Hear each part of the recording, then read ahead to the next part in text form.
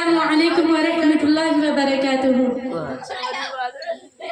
الحمد للہ رب العالمین والصلاة والسلام علی رسولہ الکریم، اما بعد، اعوذ باللہ من الشیطان الرجیم، بسم اللہ الرحمن الرحیم۔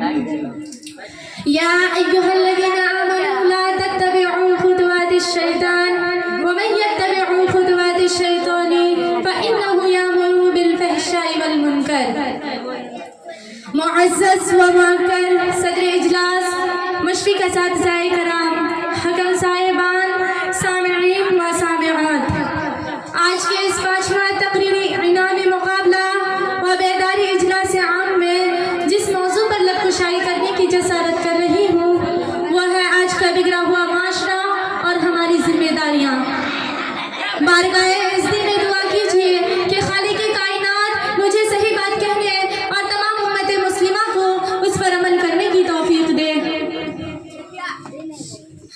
آج کے اس نازک دور میں ہمارا معاشرہ کن کن برائیوں سے دوچار ہے، اس کا اسباب و وجوہات کیا ہے اور اس سے مقابلہ و دفاع کی کیا تدابیر ہے، اس کو اس مختصر سے وقت میں بیان کرنا یا اس پر تفصیلی روشنی ڈالنا مشکل ہی نہیں بلکہ ناممکن سا معلوم ہوتا ہے، لیکن سردست دور حاضر کے بعض شدید فتنوں کا اجمالاً اور بعض کا تفصیلاً بیان کرنا مناسب سمجھتی ہوں۔ وہ اسباب جنہوں نے معاشرہ کی بنیاد کو ہلا کر رکھ دیا اور امت مسلمہ کے دامن عفت کو تار تار کر دیا، ان میں سے سفلی عمل کرنا اور کرانا، غیر مشروع اعتار پر گنڈے تعویذ کرنا، غیر شرعی کاموں کے لیے منت ماننا، ماں باپ کی نافرمانی کرنا، مردوں کا ٹخنوں سے نیچے پاجامہ پہننا، غیر محرم مردوں اور عورتوں کا بے محابہ ملنا جلنا، لغو اور تفریحات میں وقت ضائع کرنا، ریڈیو اور ٹیلی ویژن میں فواحشات اور حیاسوز مضامین کا نشر ہونا، اس کا دیکھنا اور سننا، سنیما دیکھنا، جوا کھیلنا، عورتوں کا بے پردہ رہنا اور ننگے سر گھومنا پھرنا، باریک لباس پہننا، شوہر کی امانت میں خیانت کرنا، دفاتر میں نامحرموں کے ساتھ کام کرنا، بے پردہ بازار جانا، نوجوان لڑکوں اور لڑکیوں کا کالج میں مخلوط تعلیم حاصل کرنا، رشوت لینا اور دینا، غیبت کرنا اور سننا، تصاویر کا رکھنا اور دیوار پر رنگ لگانا، شوقیہ کتا پالنا، تقاریب شادی میں روپیہ پیسہ نمائش کے لیے خرچ کرنا، الغرض بہت سی خرابیاں ہیں جو ہمارے معاشرے میں جاری و ساری ہے۔ یہ بھیانک بیماریاں ہیں جس کا تذکرہ اجمالی طور پر میں نے آپ لوگوں کے سامنے کی ہے، طول میں نہ جاتے ہوئے بعض شدید فتنوں کی وضاحت کر دینا مناسب سمجھتی ہوں۔ اولاً وہ فتنہ جس نے شرم و حیا کا جنازہ نکال کر عیاری اور مکاری کو عام کر دیا، جسے لوگ سنیما سے یاد کرتے ہیں۔ ایک دور وہ تھا کہ گانا بجانا اور منہ کھول کر بیٹھنا معیوب شمار ہوتا تھا، اونچے اور بڑے درجات کے لوگ تو درکنار، کم درجے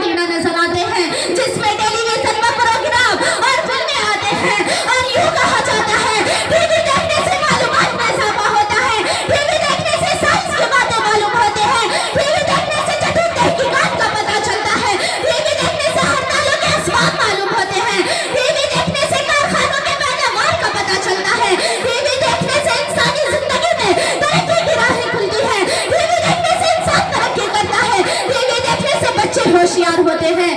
हाय अफसोस, एक हराम और नाजायज चीज के फवाइद बयान करके जायज करार दिया जाता है। मैंने जिन फवाइद को शुमार कराया है वो दूसरी चीजों से भी तो हासिल की जा सकती थी। अखबार और रसायन, रेडियो के जरिए भी उसे हासिल कर सकते हैं। याद रखें, टेलीविजन वो खतरनाक शय है जिससे मर्द और औरत, बूढ़े और बच्चे के अखलाक खराब होते हैं। मुआशरा किस कदर तबाह हुआ बर्बाद होता है। खानदान के तमाम अफराद, माँ बाप और सभी औलाद इस बुराई का मुआयना करते हैं और एक दूसरे को मारने और कत्ल करने के वाक़यात पेश आते हैं। उनमें फहाशी और यानियत और शहवत अंगेज मज़ामिन की कसरत होती है। माँ बाप, बहू, बेटी, बहन मरीजों को शख्सों से देखते हैं कि आपका ज़मीन इस बात को गवारा कर सकता है कि माँ बाप, बहू, बेटी, बहन मिलकर एक साथ बैठे हो और साथ में वो सुखदार हो। यकीनन इंसान उसे बाइज्जत नागवार महसूस करेगा। हमें बता देना चाहिए ये भी इंसानियत के दुश्मन है, ये भी तबाही व बर्बादी है, ये भी फहाशी व उन्यानियत है, ये भी सैयारी व मक्कारी फैलती है, ये भी से सनाकारी व बदकारी आम होती है, ये भी से मासियत व नाफरमानी का बाब खुलता है, ये भी से शर्म व हया का जनाजा निकलता है, ये भी से भयानक नताइज सामने आते हैं, ये भी से दुनिया व आखिरत दोनों तबाह व बर्बाद होती है, ये भी से अल्लाह और उसका रसूल नाराज होता है। हमारी जिम्मेदारी है कि उम्मत मुस्लिमा को इस भयानक बीमारी से बचाने की फिक्र करें और तकरीर और बयानात के जरिए इसके नाजायज होने और कबाहतों का तस्करा करें।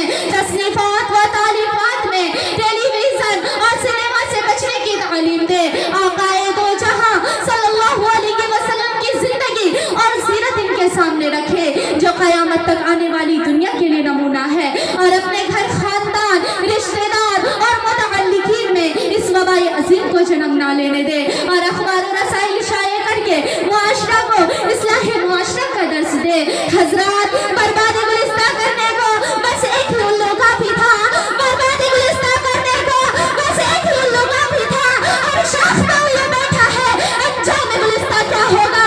कौम की तबाही व बर्बादी के लिए सिनेमा और टेलीविजन ही काफी थे, लेकिन यूरोप अक़वाम और दुश्मनान इस्लाम ने मुसलमानों को तबाही व बर्बादी के गाल में धक्का देने और पाकिस्तान मुआशरा को बद से बदतर बनाने के लिए बेपर्दगी का दर्स दिया। मगरबी तहजीब के इस आवाज को ख़वातीन हज़रात ने लब्बैक कहा, लेकिन शरीयत मुतहहरात के इस अहम व अजीम हुक्म को पसे पश्त डालकर बेपर्दा घूमने लगे। हालांकि हज़रत आदम अलैहिस्सलाम से लेकर हज़रत मोहम्मद रसूलुल्लाह सल्लल्लाहु अलैहि वसल्लम तक पूरी दुनिया की तारीख में मर्द और औरत के इख्तिलात को कभी अच्छा नहीं समझा। हज़रत मूसा अलैहिस्सलाम ने जब मदियन का सफर किया तो कुएं में जो औरतें अलग खड़ी थी उसकी वजह भी यही बताई गई कि उन्होंने मर्दों के हुजूम में घुसना पसंद नहीं किया। पर्दे का हुक्म नाज़िल होने से पहले तिरमिज़ी शरीफ के रवायात के मुताबिक हज़रत ज़ैनब रज़ियल्लाहु ताला अन्हा दीवार की तरफ चढ़ा की हुई थी, जिससे पता चलता है कि पर्दा का हुक्म नाज़िल होने से पहले मर्द और औरत में जो शरीफ खानदान से ताल्लुक रखते थे वे तकल्लुफ़ी मुलाकात का रिवाज ना था। कुरान पाक में जो ज़माने जाहिलियत के बेपर्दगी का तज़किरा है वो आवारा और लौंडियों के बारे में है। जिंदगी के हर शोबे में औरतों को साथ रखना ये यूरोप अक़वाम की पैदावार है। यूरोप अक़वाम का ये हाल और अमल पहले ना था बल्कि माजी से हटकर बाद की पैदावार है। शरीयत मुतहहरात ने पर्दा के फवाइद और बेपर्दगी के नुकसानात को सामने रखते हुए पर्दा का हुक्म दिया। चुनांचे तजुर्बा शाहिद है कि पर्दा से दीनी व दुनियावी फवाइद है और बेपर्दगी से बेशुमार नुकसानात है। हमारी जिम्मेदारी है कि ख़वातीन हज़रात को बेपर्दा न रहने दे, ताकीदी के साथ पर्दा का हुक्म सुनाया जाए और अपनी बच्चियों को कॉलेज में बेपर्दा मखलूत तालीम हासिल करने से रोका जाए। आकाए दो जहां सल्लल्लाहु अलैहि वसल्लम की ज़िंदगी उनके सामने रखे और आकाए दो जहां सल्लल्लाहु अलैहि वसल्लम की ज़िंदगी उनके सामने रखे और अब डंके की चोट, जलसों और महफिलों उस पर जोर दे और बापर्दा ख़वातीन की ज़िंदगी उनके सामने रखे। आखिर में अल्लाह रब्बुल आलमीन से दुआ है कि हमारे मुआशरे में जो खराबी हो गई है उसे दूर फरमाए और हमें अपनी जिम्मेदारियों को समझने की तौफीक दे। आमीन सुम्मा आमीन या रब्बल आलमीन। इस दौर की ज़ुल्मत में हर कल्ब परेशान को, इस दौर की ज़ुल्मत में हर कल्ब परेशान को वो दाग मोहब्बत दे जो चांद को शर्मा दे।